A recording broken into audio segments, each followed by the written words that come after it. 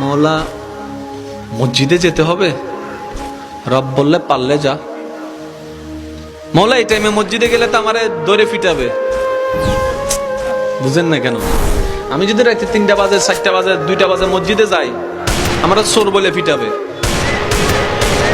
মসজিদে যাওয়াটা রিস্ক হবে। রব্বে করিম বলে মসজিদে না পারবি না, আল্লাহ পারবো না, তাহলে যা ঘরে যা, যাই নামাজ বিছা।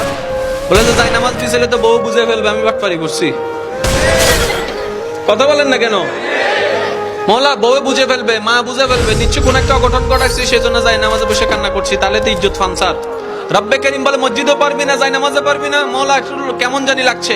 রব্বে করিম বলে ঠিক আছে, আমি আল্লাহ কতটুক মায়া মহাব্বত করি তোকে, তুই তো বুঝতে পারস নি এতদিন, আজকে বুঝার চেষ্টা কর। মসজিদে যাওয়া লাগবে না, যাই নামাজ বিছানো লাগবে না, ওযু করা লাগবে না, তোর যদি এতই প্রবলেম হয় জবানটাও খোলা লাগবে না, মন থেকে তুই একবার আমাকে ডাক দে, একবার ডাক দে, একবার বল রহমান মাফ করে দাও, রহিম মাফ করে দাও। তোর মনের অবস্থা আমি রব্বে করিম শুনে, ইন্নাল্লাহ ইয়াগফিরুজ যুনুবা জামিআ, তোর সারা জীবনের গুনাহকে মাফ করতে রাজি।